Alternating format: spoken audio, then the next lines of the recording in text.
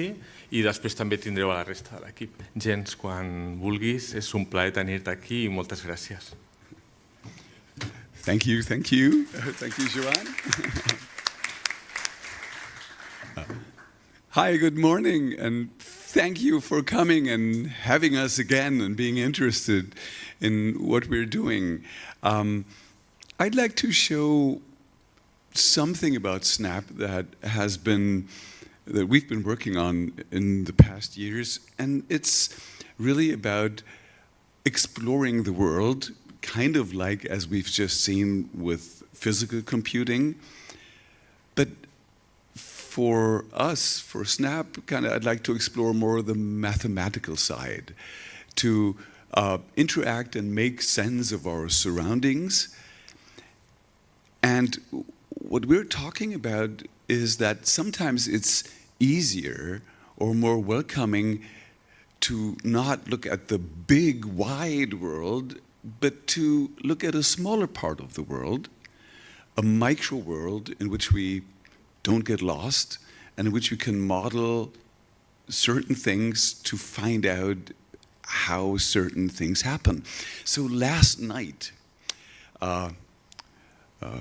my friends and I were taking up a walk to one of the volcanoes, the Margarita volcano. That's one of my favorite places here in Olot. And we were inside the crater.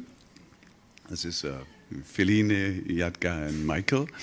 It's a beautiful place, and as we were going out of the crater, we had this spectacular view of the mountains of Garrocha.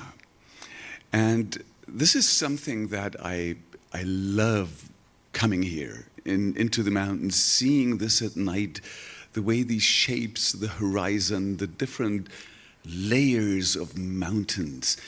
And whenever I think of coming back to Olot, I'd like to do something that sort of expresses how I feel when I'm in Olot. And so this is what I'd like to explore in a little micro world, to find out how we can experience mountains in Snap.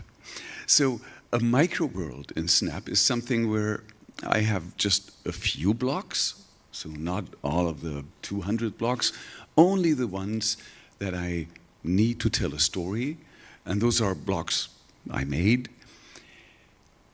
and some of them are built in blocks. So one thing when we look at this landscape is that, yes, it could be designed, somebody could have designed it, but it seems to be pretty random, pretty arbitrary, right? Like, this isn't a sculpture. So it might have something to do with a random number. So we have this random number block. Whenever we click on it, we get a different random number. We can set, it should be a random number between, for example, 0 and 200. And so I get a different random number whenever I click on it. And so here's a list block.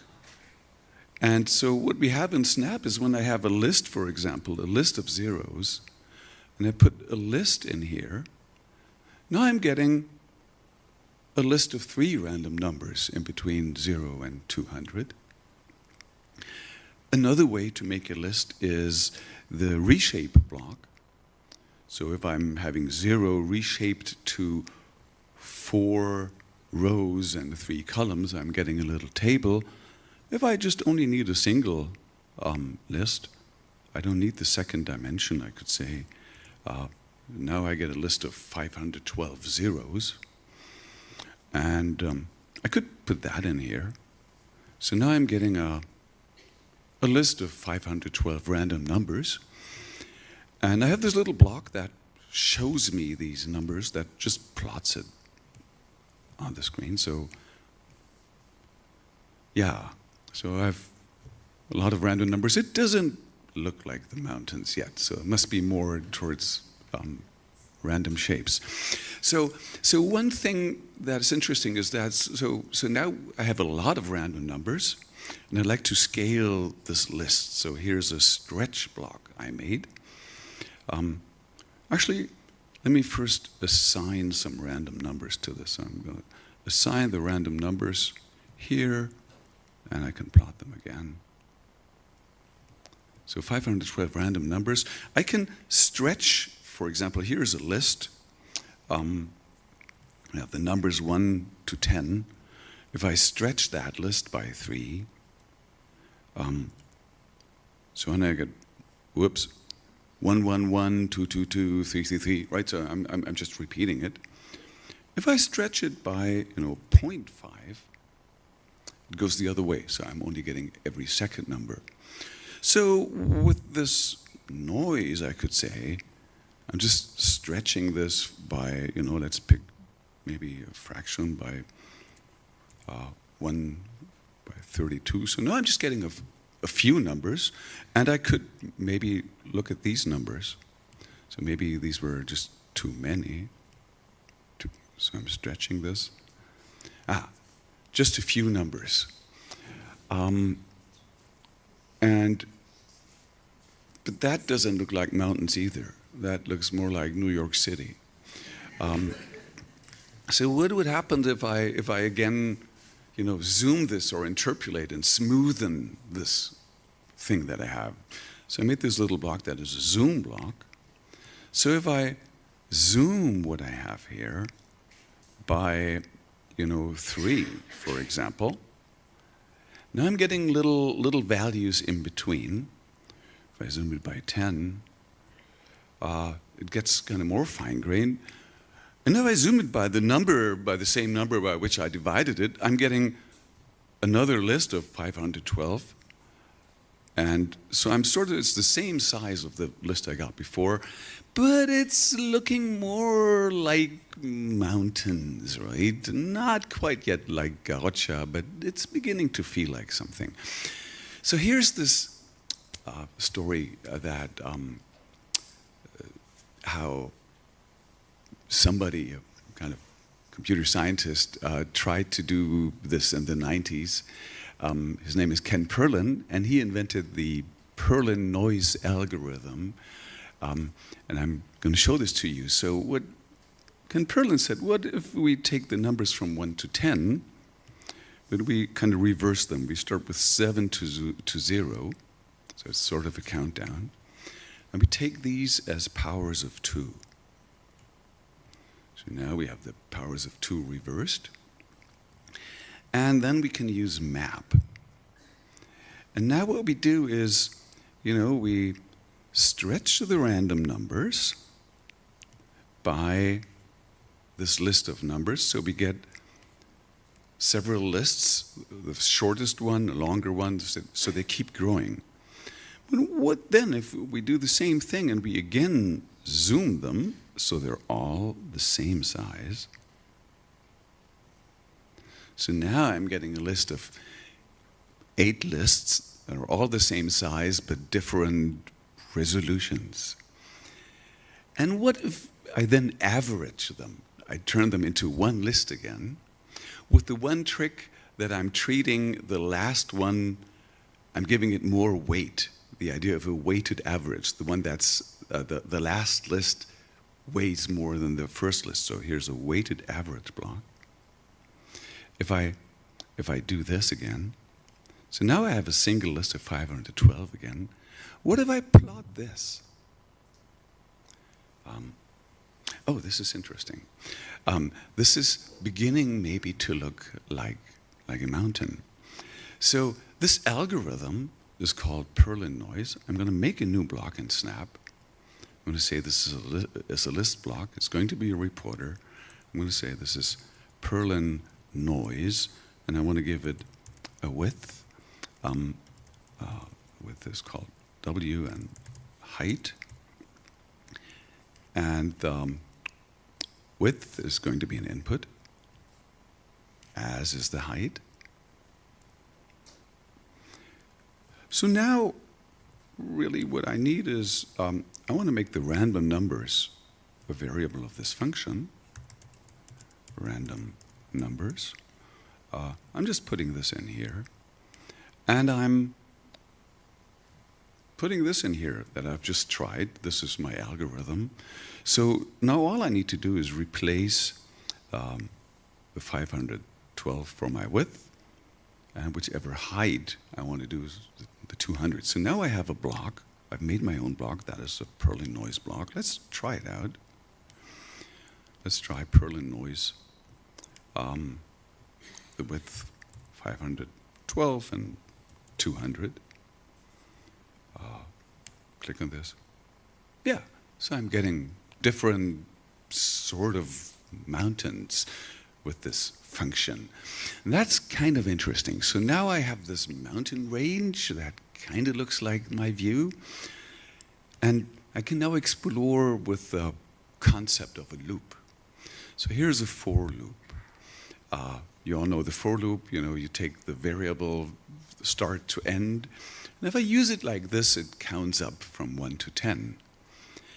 Sometimes it's also fun to do a countdown. So I'm going to reverse this. I'm going to say count down from 15 to 1. And what I'm doing is I'm putting the Perlin noise inside this loop. I'm clearing this, and I'm saying, you know, okay, let the height be some variable. So I'm saying the height is going to be I times 25. I'm going to start with a really light color, something like this. And at every iteration, I'm just going to make it a little darker. I'm going to reduce the brightness of the pen by slightly. And let's click on this. Okay. So this is almost like, it's kind of beginning to be like Gaucha, how I feel about being here. The view from the Santa Margarita. And so this is a little micro world in which, with a few blocks, I'm trying to find out something about the actual world around us. And it is about experience. And experience, I'm from Germany. The German word for experience is erfahren. And that literally means to move through things, to travel through things, to change one's point of view, to change one's perspective. So it took a while for us, for me especially, to notice the name of the residency we're staying in here in Olot. It is the Faber Yui residency. I don't know who Faber is, and I don't know who Yui is, except somebody told me. Wait, now I've kind of already said it. So there's this book that we all read, that we all love, that Brian taught for 25 years, The Structure and Interpretation of Computer Programs. And at one point, my friend Bernard told us, look at this guy. This, on the cover of Structure and Interpretation of Computer Program, this is Ramon Llull. And the way he noticed it, because he's having this typical Catalan hat, which is what Bernard said he used to wear. So I went off and bought one.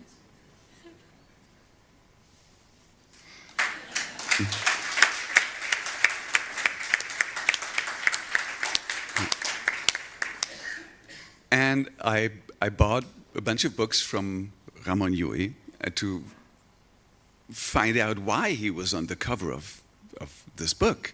And I didn't know, but now I know that he's considered to be one of the founders of computing, of informatics. And kind of one of the big ideas of Ramon Llull was to do dials that you can turn, that you can rotate, so you get the combinations of different dials. So it's really the concept of rotating lists, of rotating alphabets. And just to put this off as a last thing, when I try to apply this concept of rotating things,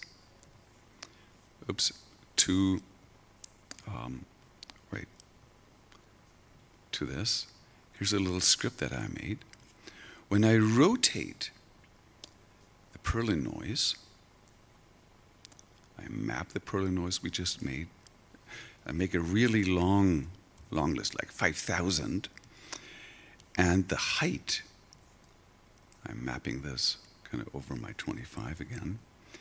And when I'm using Ramon Llull's way of turning the dials, of rotating these layers, what I then get is something that is Erfahrung, that is motion, and that is a change of perspective. And it's even interactive. I can move through the mountains of Garrocha, applying the concepts of Ramon Llull. And if you're interested in more of this, and kind of checking out mathematics, come to our workshop this afternoon. We're going to show you all about it. Thank you.